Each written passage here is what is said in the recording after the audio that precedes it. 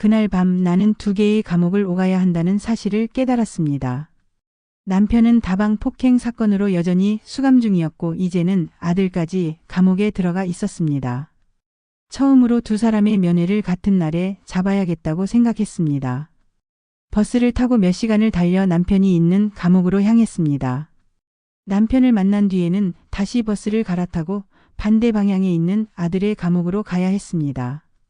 남편은 나를 보면 뻔한 말을 반복했습니다. 나가면 정말 잘할게. 제발 믿어줘. 이번엔 진짜야. 나는 고개를 끄덕였지만 그의 말을 믿지는 않았습니다. 이미 몇 번이고 들었던 말이었으니까요. 그의 빈말에 더 이상 실망할 것도 기대할 것도 없었습니다. 하지만 아들은 달랐습니다. 아들과의 면회는 훨씬 더 고통스러웠습니다. 유리병 너머로 아들을 마주했을 때 나는 그의 눈빛에서 분노와 슬픔이 섞인 복잡한 감정을 느낄 수 있었습니다. 엄마 왜 또 왔어? 너를 보러 왔다. 밥은 잘 먹고 사니? 아들은 씁쓸하게 웃으며 고개를 저었습니다. 엄마는 나한테 왜 이러는 건데? 왜 나 같은 놈을 보러 오는 거야? 그 질문에 나는 대답할 수 없었습니다. 왜냐하면 나도 그 답을 몰랐기 때문입니다. 그저 손끝이 아득하게 떨리면서도 내가 거기에 있어야만 할 것 같았어요. 이게 어떻게 된 일일까요? 남편과 아들이 모두 교도소에 수감되어 있는 것 같네요. 오늘은 세상에 순진했던 남편이 술주정뱅이로 전락해 매일 폭력에 시달리고 이것을 견디다 못한 자식도 가출하여 조직폭력배가 된 기구한 운명의 이진숙 님이 악몽 같았던 시절을 딛고 베스트셀러 작가로 성공하기까지의 사연입니다. 어떤 내용의 이야기일지 바로 들어보도록 하겠습니다. 안녕하세요. 저는 이진숙 올해 64살입니다. 지금은 베스트셀러 작가라는 수식어로 불리지만 제 삶을 들여다보면 그 수식어가 무색할 만큼 고난의 연속이었습니다. 누군가는 제 이야기를 듣고 소설보다 더 소설 같다고 말하더군요. 그렇다면 지금부터 제가 걸어온 길을 직접 들려드리겠습니다. 이건 성공한 작가의 이야기가 아니라 매번 무너져도 다시 일어날 수밖에 없었던 한 여자의 이야기입니다. 제 삶의 첫 페이지는 지방 소도시의 조그마한 마을에서 시작됩니다. 저는 그곳에서 문학소녀로 불렸습니다. 학교에서 발행하는 문예지의 편집장을 맡고 도단위 101장에서 상을 휩쓸던 아이였죠. 특히 고등학교 2학년 때 교육감상을 받았을 땐 온 학교가 저를 축하해 줬어요. 그때는 꿈이 있었죠. 서울에 있는 문예창작과에 진학해서 작가가 되는 것. 그런데 어느 날 상장을 들고 집으로 돌아왔을 때 아버지가 단호하게 말씀하셨어요. 대학, 우리 집안에 그런 건 없어. 너 요거 졸업하면 바로 시집 가라. 그 말을 듣는 순간 제 귀에서는 무슨 소리가 났는지도 기억이 안 납니다. 내가 그렇게 소중하게 생각했던 상장은 아버지 눈에 그저 종잇 조각일 뿐이었어요. 그날 밤 저는 상장을 조심히 서랍 속에 넣고 꺼내보지 않았습니다. 그래, 이게 내 인생이겠지. 작가는 무슨 작가야. 그냥 현실을 살아야지.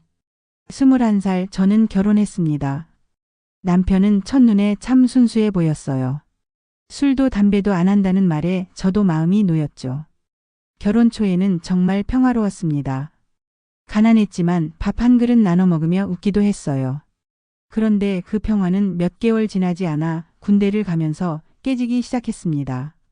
남편이 1년 넘게 지나 휴가를 왔는데 군대에서 술과 담배를 배웠더라고요. 그때는 그러려니 했습니다. 그런데 그 사람이 제대를 하고 술만 들어가면 사람이 완전히 달라졌습니다. 술을 시도 때도 없이 마시면서 취하면 행패를 부렸어요. 동네 사람들도 그렇게 순진했던 남편이 군대를 갔다 와서 180도 달라졌다고 수군대며 슬슬 피하더라고요. 너 같은 게 아내라서 내가 이 모양 이 꼴인 거야. 이 말을 듣는 게 하루 이틀도 아니었습니다. 저는 그저 조용히 남편이 진정되기를 기다렸어요. 아니, 기다릴 수밖에 없었어요. 그러던 어느 날이었습니다. 제가 첫 아이를 임신하고 있었을 때 남편은 또 술에 취해 집에 들어왔어요. 그날은 평소보다도 더 심했어요.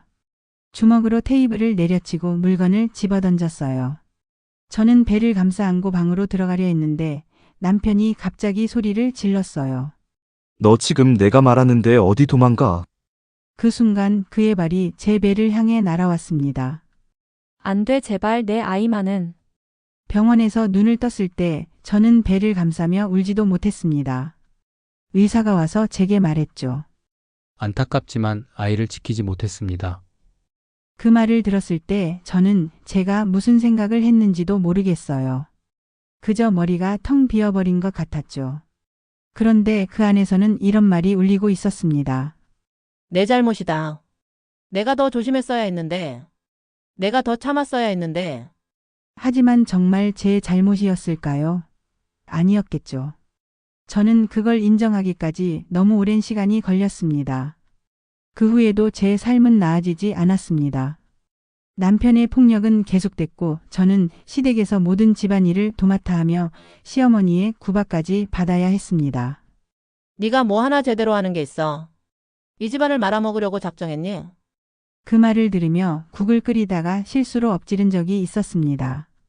그때 시어머니는 동네 사람들 앞에서 저를 망신 주셨죠. 며느리 하나 제대로 못 들여서 집안 꼴이게 뭐냐. 그날 밤 저는 부엌에 주저앉아 바닥을 닦으며 중얼거렸습니다. 왜 내 인생이 이렇게 됐지? 나는 도대체 어디서부터 잘못한 걸까? 하지만 아이들이 있었기 때문에 떠날 수 없었어요. 큰아들, 둘째 아들, 그리고 막내딸까지. 저는 아이들만큼은 어떻게든 지켜야 한다고 생각했어요. 그게 제 삶의 이유였으니까요. 그러나 그 아이들마저 저를 떠나기 시작했습니다. 큰아들은 아버지의 폭력을 견디지 못하고 가출했어요. 엄마, 난 여기서 못 살아. 차라리 혼자 사는 게 나아. 제발 가지 마. 엄마는 너 없으면 안 돼. 제 목소리는 떨리고 있었지만 그의 표정은 달라지지 않았습니다. 그는 이미 모든 결정을 끝낸 얼굴이었습니다. 엄마, 나 여기 있으면 나도 아버지처럼 될 것 같아. 그게 싫어서 가는 거야. 그가 문을 나서는 모습을 바라보며 저는 그를 붙잡으려 했지만 두 다리가 움직이지 않았습니다. 아들의 발자국 소리가 멀어져 갔고 나는 결국 그 자리에 주저앉고 말았습니다. 그날 밤 나는 잠을 잘 수 없었습니다. 아들의 방을 들여다보며 남겨진 책과 옷을 만지작거렸습니다. 내가 이 아이를 지키지 못했다는 죄책감이 가슴을 짓누르고 있었습니다. 내가 떠나고 싶을 만큼 이 집이 끔찍했다는 걸 알면서도 왜 나는 너를 붙잡을 수 없었을까? 큰아들이 떠나고 나서 가족의 균열은 더 심각해졌습니다. 남편은 큰아들이 가출한 책임을 나에게 돌렸습니다. 네가 애를 잘못 키워서 이런 일이 생긴 거 아니냐? 네가 엄마라는 게 참 한심하다. 남편의 말에 저는 아무런 대꾸도 하지 않았습니다. 애초에 무엇이 옳고 그른지 따질 힘조차 없었습니다. 그런데 그 와중에 둘째 아들이 갑작스럽게 열병에 걸려 병원에 실려갔습니다. 아이는 고열로 의식을 잃고 있었고 의사는 빨리 치료를 받아야 한다고 말했습니다. 하지만 병원비가 없었습니다. 남편은 술에 돈을 다 써버렸고 시댁에는 도움을 요청할 수도 없었습니다. 결국 저는 결혼 반지를 전당포에 맡기기로 했습니다. 반지를 손에서 빼는 순간 손가락이 참 이상하리만큼 허전했습니다. 반지가 나를 억누르는 족쇄처럼 느껴졌던 적도 많았는데 막상 빼니 왜 이렇게 공허한 기분이 드는지 모르겠더군요. 이게 우리 가족을 살릴 수 있다면 아무것도 아닌 일일 거야. 전당포에서 받은 돈으로 병원비를 냈습니다. 병실에서 둘째 아들을 보며 나는 생각했습니다. 내가 가진 게 아무리 없어도 너만큼은 지켜야 해. 너만큼은. 남편은 시간이 지날수록 더 망가져갔습니다. 술에 취해 집에 들어오는 날이 많아졌고 그럴 때마다 그의 폭언은 더 날카로워졌습니다. 네가 이 집에서 뭐라도 하는 게 있어. 네가 좀 더 잘했으면 애가 집을 나갔겠냐고. 그 말이 떨어질 때마다 나는 아무 말도 하지 않았습니다. 큰아들이 집을 떠난 지 몇 달이 지났을 때였습니다. 그날도 남편은 새벽 늦게까지 집에 들어오지 않았습니다. 그 시간에 술이 잔뜩 취한 그 사람이 들어오는 건 익숙한 일이었어요. 하지만 그날은 이상하리만큼 고요했죠. 나는 방문 옆에 쪼그려 앉아 조용히 시간을 세고 있었습니다. 방 한쪽에서 자고 있는 딸아이의 숨소리가 희미하게 들리더군요. 그 아이는 어쩌면 꿈속에서도 아버지가 행패를 부릴까 봐 두려워하고 있을지도 몰랐습니다. 이대로 밤이 지나기만 한다면 얼마나 좋을까. 하지만 그 사람은 오지 않았습니다. 새벽 2시가 넘어서야 집으로 전화가 걸려왔죠. 여보, 지금 좀 나와봐. 내가 있는 다방으로 와. 다방이라니요? 순간 머리가 멍해졌습니다. 다방이라는 말에 속이 메스꺼워졌어요. 이미 마을에서 떠도는 소문을 여러 번 들었기 때문입니다. 남편이 동네 다방에 드나들며 한 여자를 만난다는 이야기. 그 여자가 손님들을 상대로 웃으며 술을 따르던 레지라는 이야기. 지금 무슨 소리예요? 왜 거기서 전화를 해요? 남편은 대답 대신 웃었습니다. 술에 취한 그 웃음이 전화선을 타고 내 귀로 흘러들어왔습니다. 그 소리는 내 속을 후벼 파듯 거칠었고 불쾌했습니다. 그냥 나와봐. 내가 너한테 보여줄 게 있어. 그 말에 내가 어떤 마음으로 그곳에 갔을까요?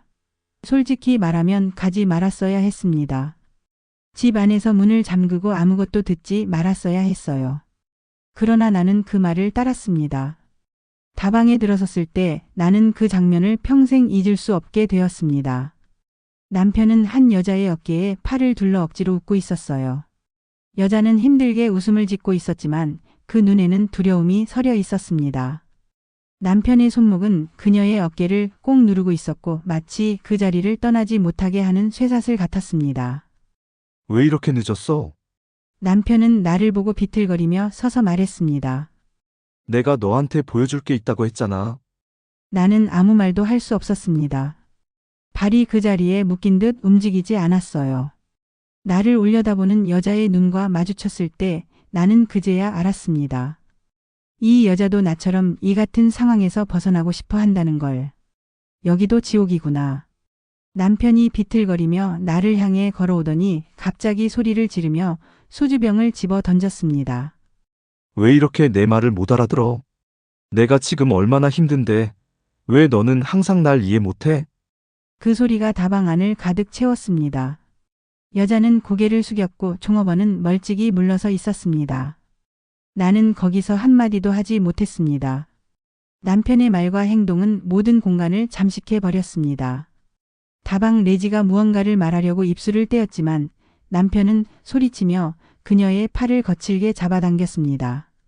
넌 내가 없으면 아무것도 못한다는 거 알아? 내가 너를 먹여 살려주는 거야, 알겠어? 그 말을 들은 순간 나는 깨달았습니다.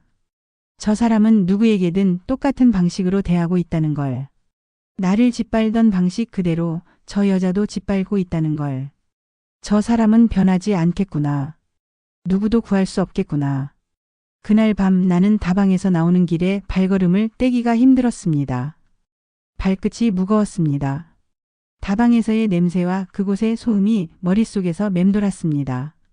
그리고 나는 그 길을 걸으며 중얼거렸습니다. 내가 왜 여기 있는 거지? 나는 어디로 가야 할까? 이제 더 이상 무너질 것도 남아있지 않을 텐데. 다음 날 아침 남편은 경찰서에 잡혀갔습니다. 다방에서 그 레지에게 폭력을 휘두른 탓이었습니다. 경찰서로부터 그 소식을 전해 들었을 때 나는 아무 말도 하지 않았습니다. 그저 고개를 끄덕이며 물었습니다. 그 사람은 많이 다쳤나요? 네? 경찰이 되물었죠. 그 여자가요. 많이 다쳤냐고요. 내가 무슨 감정으로 그 말을 했는지 모르겠습니다. 남편에게 분노를 느낀 것도 아니고 안타까움을 느낀 것도 아니었습니다.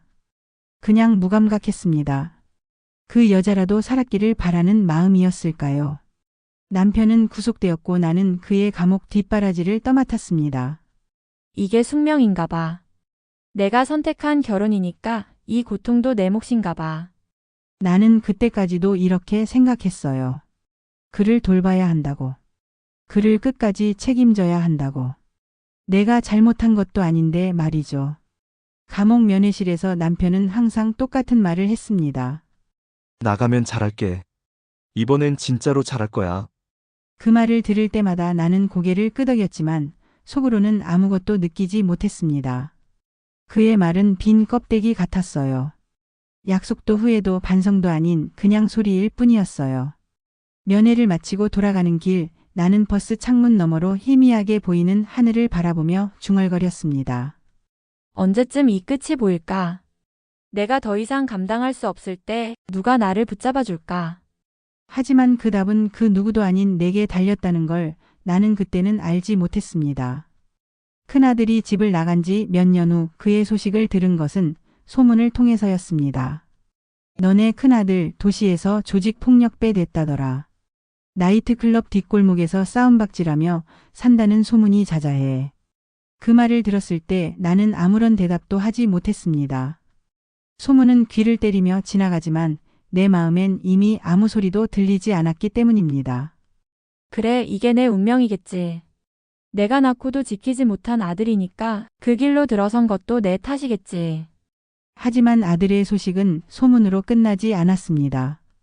어느 날 경찰서에서 전화가 걸려왔습니다. 이진숙 씨 맞으시죠? 큰아드님이 폭력 사건으로 체포됐습니다. 나는 아무 말도 하지 못한 채 수화기를 붙잡고 서 있었습니다. 목소리를 내려는 순간 입술이 떨렸습니다. 이번엔 아들이구나. 이제는 아들 차례구나. 경찰서로 가는 길 머릿속이 텅 비어 있었습니다. 나이트클럽, 폭력배, 감옥 그 모든 단어가 엉켜서 머릿속을 맴돌았지만 어떤 단어도 제대로 붙잡을 수 없었습니다. 경찰서 유치장에서 아들을 처음 본 순간 나는 숨을 쉴 수 없었습니다. 아들의 얼굴은 온통 멍들고 찢겨 있었습니다.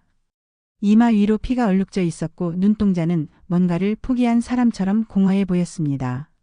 너, 내 목소리가 떨렸습니다. 아들은 나를 보며 피식 웃었습니다. 그 웃음이 얼마나 날카롭고 아픈지 가슴을 찢어놓는 것 같았습니다. 엄마 나 보고 싶었어? 여기까지 올 줄은 몰랐지. 대체 무슨 짓을 한 거야? 왜 이렇게 됐어? 아들의 목소리는 냉소로 가득 차 있었습니다.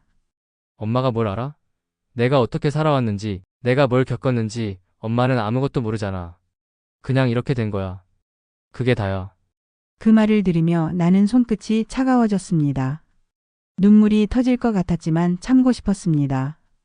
무너지고 싶지 않았습니다. 그렇게 살아온 내가 원망스럽진 않아. 하지만 내가 이렇게까지 망가질 줄은 몰랐다. 내가 가출하던 날, 내가 널 붙잡지 못했던 내가 미안하다. 아들은 아무 말 없이 고개를 돌렸습니다. 하지만 그의 손이 살짝 떨리는 것을 나는 볼 수 있었습니다. 그날 밤 나는 2개의 감옥을 오가야 한다는 사실을 깨달았습니다. 남편은 다방 폭행 사건으로 여전히 수감 중이었고 이제는 아들까지 감옥에 들어가 있었습니다. 처음으로 2 사람의 면회를 같은 날에 잡아야겠다고 생각했습니다. 버스를 타고 몇 시간을 달려 남편이 있는 감옥으로 향했습니다. 남편을 만난 뒤에는 다시 버스를 갈아타고 반대 방향에 있는 아들의 감옥으로 가야 했습니다. 남편은 나를 보면 뻔한 말을 반복했습니다. 나가면 정말 잘할게. 제발 믿어줘. 이번엔 진짜야. 나는 고개를 끄덕였지만 그의 말을 믿지는 않았습니다. 이미 몇 번이고 들었던 말이었으니까요. 그의 빈말에 더 이상 실망할 것도 기대할 것도 없었습니다. 하지만 아들은 달랐습니다. 아들과의 면회는 훨씬 더 고통스러웠습니다. 유리병 너머로 아들을 마주했을 때 나는 그의 눈빛에서 분노와 슬픔이 섞인 복잡한 감정을 느낄 수 있었습니다. 엄마 왜 또 왔어? 너를 보러 왔다. 밥은 잘 먹고 사니? 아들은 씁쓸하게 웃으며 고개를 저었습니다. 엄마는 나한테 왜 이러는 건데? 왜 나 같은 놈을 보러 오는 거야? 그 질문에 나는 대답할 수 없었습니다. 왜냐하면 나도 그 답을 몰랐기 때문입니다. 그저 손끝이 아득하게 떨리면서도 내가 거기에 있어야만 할 것 같았어요. 내가 너한테 못해준 게 많아서 그랬다. 내가 어떤 짓을 했든 나는 너를 놓을 수가 없다. 그렇게 몇 년이 지나는 동안 나도 감옥에서 또 다른 삶을 사는 것 같았습니다. 남편과 아들 2 사람의 감옥을 오가며 밥을 챙기고 필요한 물품을 사서 전달했습니다. 그들은 감옥에 갇혀 있었지만 나는 감옥 밖에서 또 다른 감옥을 살아가고 있는 것 같았습니다. 내가 이렇게 산다고 해서 뭐가 나아질까? 이 사람들은 과연 바뀔까? 하지만 내가 그만둘 수도 없었습니다. 아무리 힘들어도 나는 그들을 포기할 수 없었습니다. 그들이 내 가족이기 때문이었습니다. 그런데 한편으로는 이런 생각이 들기도 했습니다. 이 사람들을 구하려고 애쓰는 내가 정작 나 자신은 구하지 못하고 있구나. 이 모든 상황 속에서도 내가 무너지지 않을 수 있었던 이유는 딱 하나였습니다. 막내딸이었죠. 딸만큼은 반드시 지켜야 한다. 막내만은 내 손으로 망치지 않을 거야. 그 믿음 하나가 나를 버티게 했습니다. 남편과 아들이 감옥에 있는 동안 내 삶은 여전히 끝이 보이지 않는 긴 터널 속 같았습니다. 그런데 그 무렵 또 다른 짐이 나에게 떨어졌습니다. 그렇게도 나를 괴롭히던 시어머니가 갑작스럽게 시름시름 앓기 시작한 겁니다. 며느리야, 이젠 내가 나 좀 돌봐줘야겠다. 시어머니의 목소리는 힘없이 떨렸지만 그 말 한마디가 내 어깨를 짓누르는 무게로 다가왔습니다. 나는 이미 무너질 대로 무너진 상태였지만 그 부탁을 외면할 수는 없었습니다. 돌봐달라니. 이젠 정말 내가 어디까지 버텨야 하는 걸까? 나는 그렇게 시어머니의 간병인이 되었습니다. 날마다 그녀의 약을 챙기고 죽을 쑤어드리고 이불을 갈아주었습니다. 그녀는 예전처럼 잔소리를 하지 않았습니다. 하지만 그 고요함이 더 견디기 어려웠습니다. 밤이 되면 나는 혼자 울곤 했습니다. 작은 새방에서 딸은 잠들어 있고 시어머니는 기침 소리를 내며 힘겹게 숨을 쉬고 있었습니다.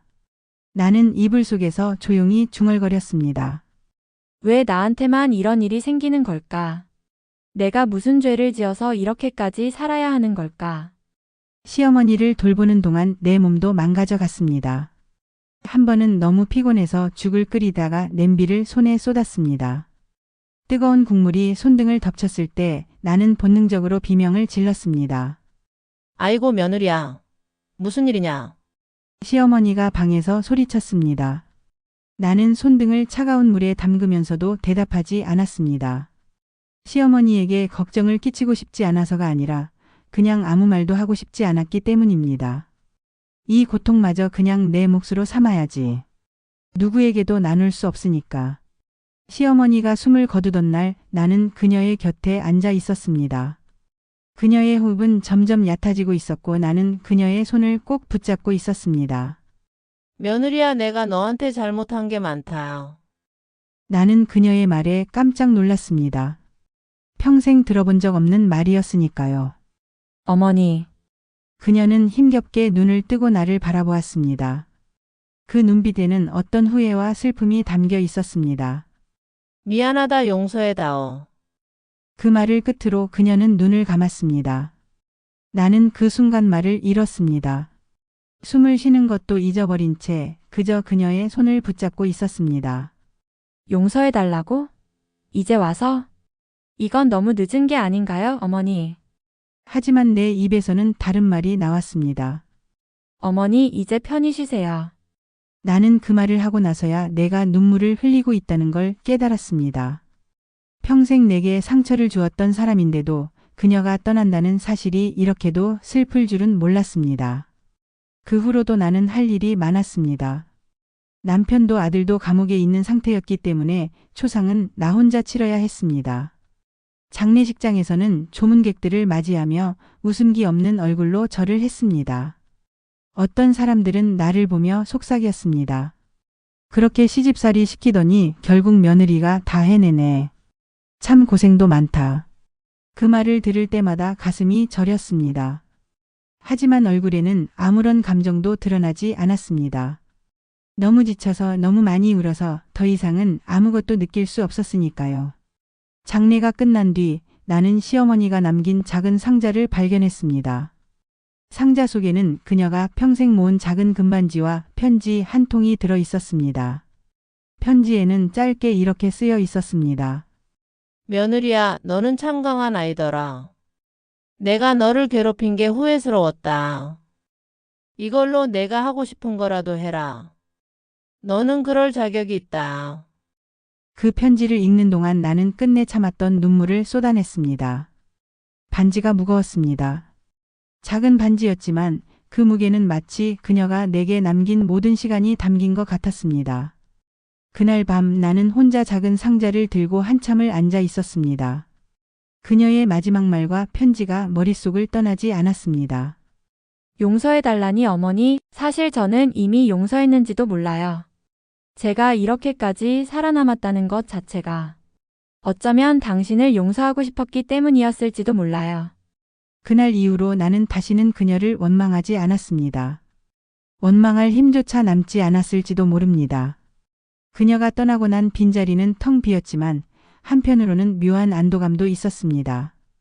이제야 어머니도 나도 조금은 자유로워지겠지. 남편이 출소한 날 나는 그의 얼굴을 바라보며 많은 감정이 뒤섞였습니다. 그가 감옥에서 했던 말을 기억했기 때문입니다. 나가면 정말 잘할게. 이번엔 제대로 살 거야. 그리고 그는 그 약속을 지키는 듯 보였습니다. 처음 몇 달 동안은 그랬습니다. 여보, 내가 설거지 할게. 당신은 좀 쉬어. 밥은 내가 할 테니 당신은 잠깐 누워 있어도 돼. 그런 남편의 모습을 보며 나도 조금은 마음이 놓였습니다. 딸아이와 함께 웃으며 밥을 먹는 순간 나는 이런 생각마저 했습니다. 이렇게 사는 것도 괜찮구나. 과거는 과거로 두고 지금이라도 새 출발하면 되는 거야. 남편은 술도 입에 대지 않았고 마을 사람들에게도 싹싹하게 굴었습니다. 이웃들은 나를 보며 남편이 많이 변했다며 칭찬했습니다. 하지만 이 행복이 오래가지 않으리라는 것을 나는 어렴풋이 알고 있었습니다. 몇 달이 지나자 남편은 점점 지쳐갔습니다. 직업을 찾는 일이 쉽지 않았고 돈은 항상 부족했습니다.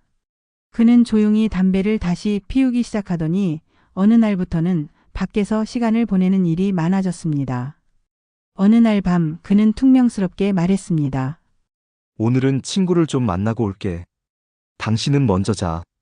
그날은 남편이 도박판에 나간 첫날이었습니다.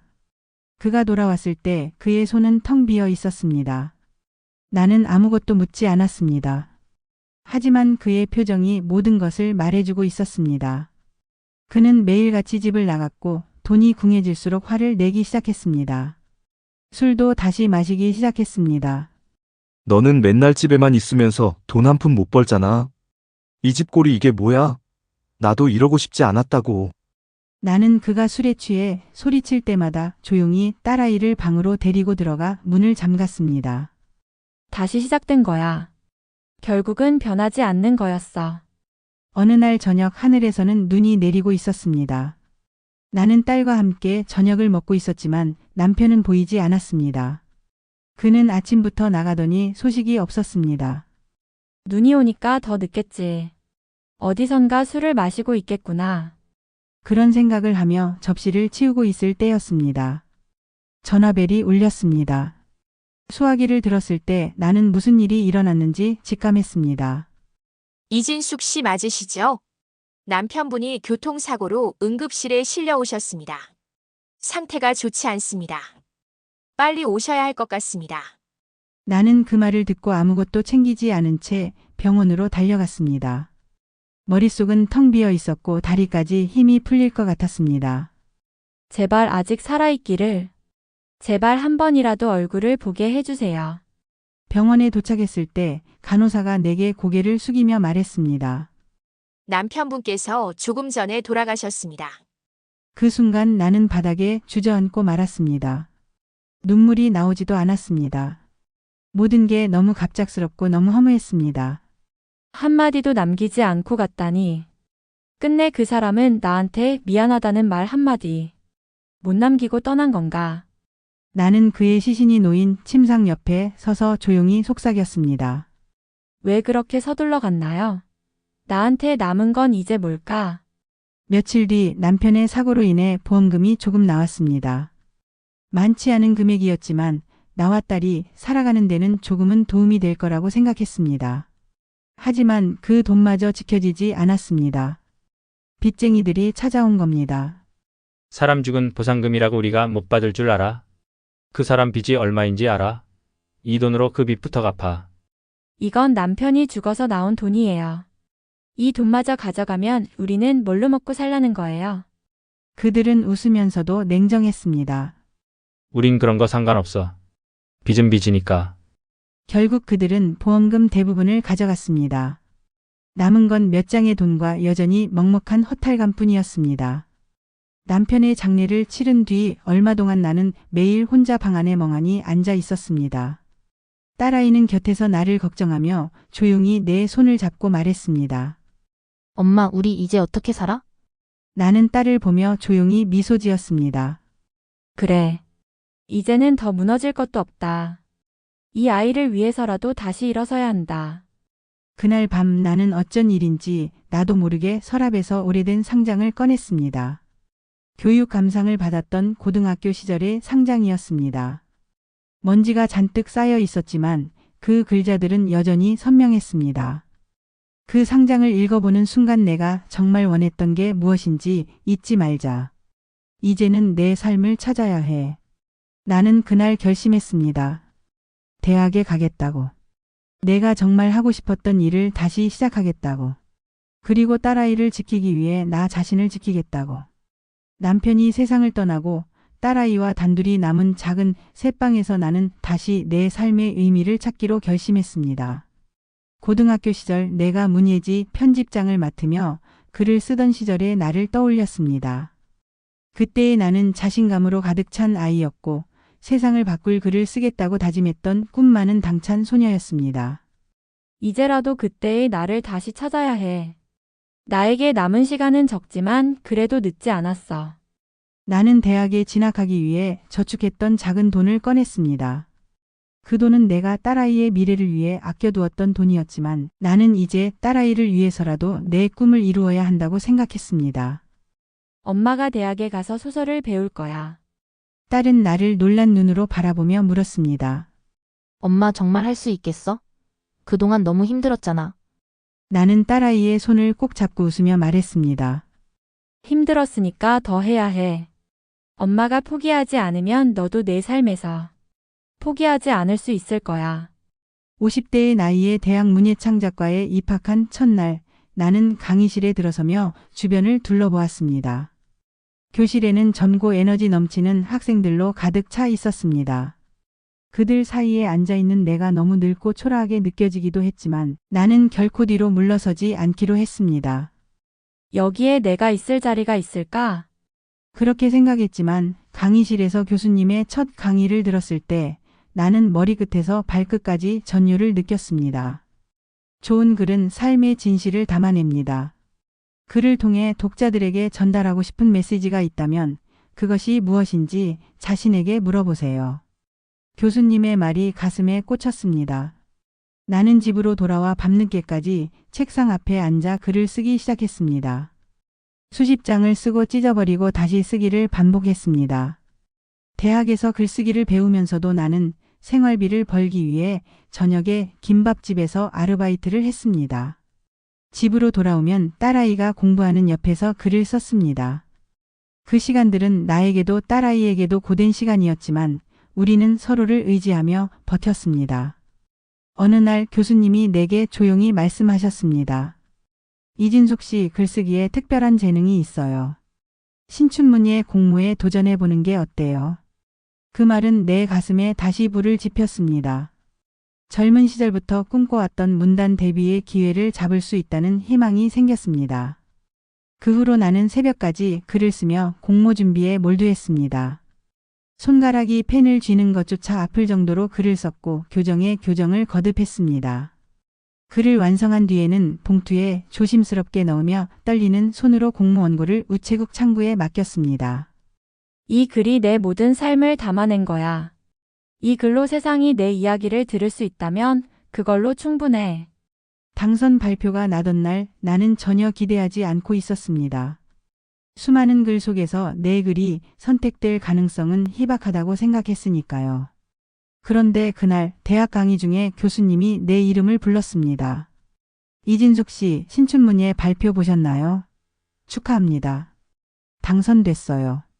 나는 그 말을 듣고 순간 멍해졌습니다. 당선이라고요? 정말 제 이름이 있나요? 그날 집으로 돌아오는 길은 꿈을 꾸는 듯 했습니다. 신문을 펼쳐 내 이름이 적힌 지면을 보았을 때 나는 믿을 수 없다는 듯 손을 떨었습니다. 정말 내가 해냈어, 드디어. 집에 도착하자마자 나는 딸아이를 끌어안으며 외쳤습니다. 엄마의 꿈이 이뤄졌어. 드디어.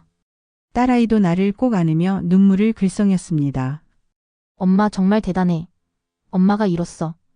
그날 밤 우리는 조촐한 축하 파티를 열었습니다. 딸아이가 직접 만든 작은 케이크를 먹으며 나는 말했습니다. 내가 엄마를 믿어준 덕분이야. 너 없었으면 엄마는 여기까지 올 수 없었어. 며칠 뒤 신춘문예 당선작에 대한 심사위원회 평이 발표되었습니다. 내 글에 대해 심사위원들은 이렇게 평가했습니다. 삶의 고통과 여성의 현실을 너무나도 생생히 그려낸 작품이다. 글에서 느껴지는 절실함과 진정성은 독자들에게 깊은 감동을 준다. 그 평을 읽는 순간 나는 그동안의 고통이 한순간에 치유되는 듯한 기분이 들었습니다. 내가 겪은 모든 아픔과 상처가 이 글을 통해 빛을 발할 수 있다는 사실이 너무나도 감사했습니다. 신춘문예 당선 이후 나는 문단에 정식으로 데뷔했습니다. 그 과정이 쉽지는 않았지만 나는 글을 쓰며 조금씩 내 이야기를 세상에 알릴 수 있다는 희망을 느꼈습니다. 엄마, 이제 엄마는 진짜 작가야. 사람들이 엄마 이야기를 읽고 감동받을 거야. 딸아이의 말에 나는 웃으며 대답했습니다. 그래, 엄마는 이제부터 더 많이 써야 해. 우리 같은 사람들의 이야기를 잊히지 않게 하기 위해서. 하지만 모든 작가는 자신을 의심한다는 말이 있지만 그런 불안이 나에게도 깊었습니다. 나는 살아온 시간 동안 너무 많은 상처를 받았고 내 글이 단지 그 상처의 나열로 끝나는 것이 아닐까 두려웠습니다. 어느 날 나는 서랍 속에 쌓여있던 예전 일기장을 꺼냈습니다. 남편에게 폭력을 당했던 날, 아들이 집을 떠났던 날, 시어머니의 마지막 말을 들었던 날. 그 모든 순간들이 일기장에 빼곡히 적혀 있었습니다. 그래, 이 이야기를 소설로 써야겠다. 이건 나만의 이야기가 아니야. 이건 우리 같은 사람들, 고통 속에서도 살아남은 사람들의 이야기야. 나는 본격적으로 장편소설을 써보기로 작정했습니다. 그동안 억눌려 있었던 내 삶의 이야기를 내가 보고 겪고 느꼈던 모든 것을 글로 풀어내고 싶었습니다. 내가 겪은 고통이 누군가에게는 공감이 될 수 있을 거라는 생각이 나를 매일 책상 앞에 앉게 했습니다. 어느 날 출판사 편집장이 내게 물었습니다. 이 작가님, 지금 쓰고 있는 이야기는 자전적인 부분이 들어가는 소설인가요? 나는 잠시 망설이다 고개를 끄덕였습니다. 네, 제 이야기가 많이 담겼어요. 제 고통이 글로 완성될 때마다 조금씩 치유되는 것 같아서요. 그는 내 손을 꼭 잡으며 말했습니다. 이야기를 통해 본인을 치유하고 또 독자들에게 위로를 전해주세요. 그게 바로 작가가 할 수 있는 일이니까요. 그 말을 듣고 나니 마음이 한결 가벼워졌습니다. 내 글이 세상에 나와도 괜찮다는 자신감이 생겼습니다. 소설의 제목은 겨울의 끝에서였습니다. 그 소설에는 내 고통의 모든 순간이 담겨 있었습니다. 남편의 폭력, 시어머니의 구박, 첫 아이를 잃은 날, 그리고 남편의 죽음까지. 원고를 완성했을 때 나는 두려운 마음으로 가득 찼습니다. 내 이야기를 세상에 내보이는 것이 과연 옳은 일인지 확신할 수 없었기 때문입니다. 하지만 나는 다시 한번 내게 다짐했습니다. 이 글은 나 혼자가 아니라 나처럼 고통받는 모든 사람들을 위한 거야. 출판사에 원고를 보내고 한 달쯤 흐른 뒤 출판사로부터 긍정적인 답변이 돌아왔습니다. 출판이 결정된 날 나는 딸과 함께 기쁨을 나눴습니다. 엄마, 이제 정말 작가로서 자리 잡는 거야. 사람들이 엄마 이야기를 읽게 될 거야. 나는 딸의 손을 꼭 잡으며 웃었습니다. 그래, 이제 사람들이 우리의 이야기를 알게 되겠지. 우리가 겪은 고통도 우리가 어떻게 버텨왔는지도. 책이 출간되자마자 독자들로부터 엄청난 반응이 쏟아졌습니다. 내 소설은 단순한 이야기가 아니라 현실 속에서 고통받는 많은 사람들의 공감을 얻었기 때문이었습니다. 특히 여성 독자들이 내게 편지를 보내왔습니다. 편지 속에는 눈물 자국이 번져 있기도 했고 그들의 이야기가 담겨 있기도 했습니다. 어느 날 나는 한 독자의 편지를 읽으며 끝내 눈물을 흘리고 말았습니다. 작가님의 이야기가 제 삶과 너무나도 닮았습니다. 저 역시 남편의 폭력 속에서 하루하루를 견디고 있습니다. 작가님의 글을 읽고 처음으로 용기를 냈습니다. 저도 제 삶을 위해 싸워야겠다고요. 나는 그 편지를 읽으며 마음이 먹먹해졌습니다. 그들의 이야기는 내 과거와 다르지 않았습니다. 내가 글을 쓰기로 결심했던 이유가 바로 이것이었습니다. 내가 겪었던 고통이 누군가에게 위로가 될 수 있다면 나는 더 열심히 써야 해. 소설이 베스트셀러가 되면서 나는 이름을 알리게 되었고 방송과 강연 요청이 쏟아졌습니다. 하지만 화려한 조명이 비추는 무대 위에서도 나는 여전히 내 속에 남은 상처를 잊을 수 없었습니다. 특히 아들들을 떠올릴 때면 마음 한구석이 아려왔습니다. 큰아들은 교도소 출소 후에도 소식이 끊겼고 둘째 아들은 몸이 약해진 상태로 어딘가에 머물고 있었습니다. 책을 읽고 감동을 받은 독자들이 내게 말을 걸 때마다 나는 속으로 이런 생각을 했습니다. 내 아들들도 내 소설을 읽고 있을까? 그 아이들도 내 이야기를 이해해 줄 수 있을까? 어느 날 강연장에서 한 독자가 내게 물었습니다. 선생님께서는 이렇게 큰 성공을 이루셨는데 지금 가장 하고 싶은 일이 무엇인가요? 나는 잠시 멈춰 생각하다 대답했습니다. 저는 제 아이들을 다시 만나는 게 가장 큰 소망입니다. 제가 겪은 이야기를 글로 썼지만 그 아이들에게는 한 번도 직접 전하지 못했으니까요. 그날 밤 나는 책상 앞에 앉아 조용히 생각했습니다. 책이 베스트셀러가 되고 내 이름이 알려진 지금도 내 마음속에는 여전히 채워지지 않은 빈자리가 있었습니다.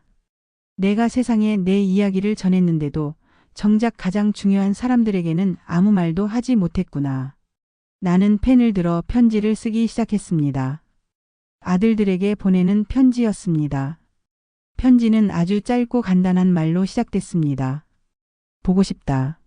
너희가 어디에 있든 엄마는 항상 너희를 기다리고 있다. 그리고 나는 한참을 울었습니다. 성공의 순간에도 사람들에게 존경받는 작가가 된 순간에도 나는 여전히 부족한 엄마였고 여전히 아이들에게 용서를 구하고 싶었습니다. 그날 이후 나는 더 많은 글을 쓰기로 결심했습니다.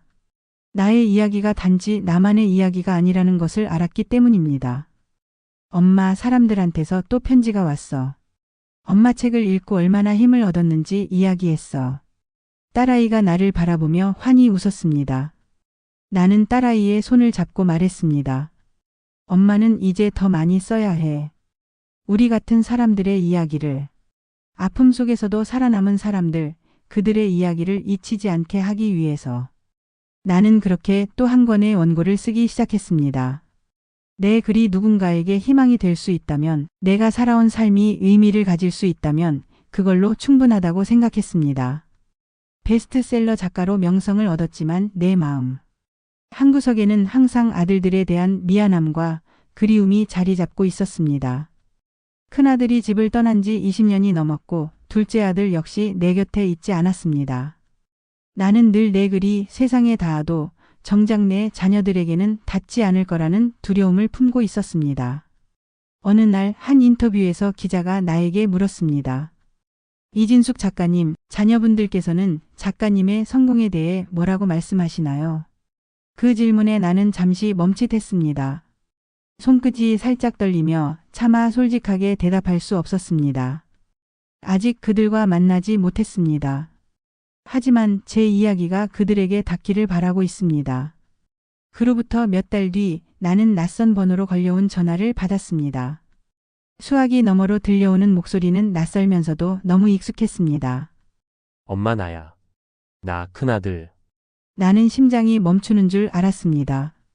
손에서 전화기를 떨어뜨릴 뻔했지만 급히 다시 붙잡고 목소리를 냈습니다. 너 정말 너니? 너 어디서 전화한 거야? 괜찮니? 목소리가 떨리고 눈물이 나왔지만 나는 그 아이가 내 앞에 서 있는 것처럼 느껴졌습니다. 엄마 정말 미안해. 그동안 연락 못해서 그런데 나 엄마 책을 읽었어. 엄마 이야기를 읽으면서 내가 그동안 얼마나 엄마를 오해했는지 알게 됐어. 그 말을 듣는 순간 나는 참아왔던 눈물을 쏟고 말았습니다. 네가 내 이야기를 읽었다니. 그게 너에게 닿았다니 이젠 됐다. 네가 그걸 읽고 돌아와 줬으니 이제 엄마는 괜찮아. 며칠 뒤 큰아들은 나를 만나러 왔습니다. 그는 세월의 흔적이 느껴지는 얼굴로 문 앞에 서 있었습니다. 그러나 그 눈빛은 어린 시절의 따뜻함을 간직하고 있었습니다. 엄마, 정말 오랜만이야. 나는 아무 말도 하지 않고 그를 끌어안았습니다. 그의 몸은 어른이 되었지만 내게는 여전히 나를 필요로 하는 아이처럼 느껴졌습니다. 큰아들이 돌아온 지 몇 달 뒤 둘째 아들로부터도 연락이 왔습니다. 그는 집을 떠난 뒤 더 험난한 길을 걸었다고 말했습니다. 엄마, 나도 엄마 책을 읽었어. 너무 힘들어서 읽다가 중간에 멈췄어. 그런데 다시 읽고 나니까 나도 엄마를 용서하고 싶어졌어. 용서라니 내가 너한테 얼마나 미안한데. 너한테는 용서를 구할 자격도 없어. 아니야, 엄마. 그동안 나도 엄마를 이해하지 못했으니까. 우리 이제 서로 용서하고 다시 시작하자. 둘째 아들과의 만남은 큰아들과 마찬가지로 눈물로 가득했습니다. 그들은 내가 살아온 삶의 고통을 이해했고 나 또한 그들이 겪었던 아픔을 이해할 수 있었습니다. 큰아들과 둘째 아들이 모두 돌아온 뒤 우리는 오랜만에 한자리에 모였습니다. 딸아이도 함께 앉아 조용히 우리를 지켜보았습니다. 큰아들이 말했습니다. 엄마, 이제 우리가 엄마를 지킬게. 그동안 엄마가 우리를 위해 살아왔다면 이제는 우리가 엄마를 위해 살아야 할 때야. 나는 고개를 저으며 웃었습니다. 너희가 돌아와 준 것만으로도 엄마는 이미 충분히 지켜진 거야. 그날 우리는 오래된 사진첩을 펼쳐 과거를 되돌아봤습니다. 잃어버린 시간이 너무 길었지만 앞으로의 시간만큼은 함께할 수 있다는 희망이 생겼습니다. 자녀들과 화해한 뒤 나는 마지막으로 한 권의 책을 쓰기 시작했습니다. 이 책은 나의 이야기를 넘어 가족의 재회와 화해에 대한 기록이었습니다. 이제 이 이야기를 쓰는 것으로 내 여정을 마무리해야겠지. 이 글이 내 아이들에게 그리고 세상의 누군가에게 조금이나마 위로가 될 수 있다면 그것으로 충분해. 책이 출간되자 나는 많은 사람들로부터 감사와 응원의 편지를 받았습니다. 그들 중에는 여전히 고통 속에 살아가는 사람도 있었고 나와 같은 상처를 딛고 일어서고 있는 사람도 있었습니다. 책이 세상에 나오고 몇 년 뒤 나는 조용히 시골 마을로 내려가 딸아이와 함께 소박한 삶을 살고 있습니다. 어느 날 아이들이 찾아와 함께 저녁을 먹으며 웃음을 나눴습니다. 큰아들이 말했습니다. 엄마, 이제야 우리가 진짜 가족 같아. 나는 아이들을 바라보며 조용히 웃었습니다. 내 삶의 가장 큰 성취는 글로 인한 성공이 아니라 내 가족을 다시 만날 수 있었다는 사실이었습니다. 고난은 끝이 아니었다. 그것은 새로운 시작의 씨앗이었다. 삶이란 넘어짐과 일어섬의 연속입니다. 혹시 지금 너무 힘들어서 더 이상 일어설 수 없을 것 같다고 느끼고 계신가요? 너무 늦었다고 생각하며 포기하고 싶으신가요? 그렇다면 제 이야기를 기억해 주세요. 저는 50살에 대학에 갔습니다. 그 나이에 새로운 것을 시작한다는 건 정말로 두렵고 막막했습니다. 남편을 잃고 자녀와도 멀어지고 스스로를 자책하며 수없이 울기도 했습니다. 하지만 저는 그 고통 속에서 꿈을 되찾았고 제 자신을 위해 다시 일어나기로 결심했습니다. 살다 보면 삶은 우리를 끝없이 시험합니다. 잃어버린 시간들, 상처받은 기억들, 그리고 짐처럼 느껴지는 현실이 우리를 짓누르죠. 하지만 늦었다는 생각은 우리의 마음이 만들어낸 벽일 뿐입니다. 오늘, 지금 이 순간 아주 작은 한 걸음이라도 다시 내딛는다면 그 한 걸음이 인생의 방향을 바꿀 수 있습니다. 여러분은 충분히 강합니다. 그동안 겪어온 고난을 견뎌내며 여기까지 살아오셨으니까요. 그리고 지금 이 순간부터는 나 자신을 위해 살아도 됩니다. 내가 좋아하는 일, 나를 행복하게 하는 일을 찾고 내 삶의 주인으로 다시 일어서세요. 기억하세요. 내일은 오늘보다 조금 더 나아질 수 있습니다. 그 가능성을 믿는 한 삶은 반드시 다시 시작될 겁니다. 네. 오늘 이야기는 어떠셨나요? 오늘 이야기를 듣고 어떻게 생각하시는지 어머님, 아버님의 생각을 댓글로 공유해 주세요. 또한 좋아요, 구독, 알람 설정을 통해 앞으로도 따뜻한 정을 나눌 수 있게 함께 해주세요. 어머님, 아버님의 삶의 지혜와 경험을 나눌 수 있는 통로가 되겠습니다. 오늘도 인생 아리랑을 통해 사연을 들어주셔서 감사합니다. 저는 또 다른 사연으로 찾아뵙겠습니다.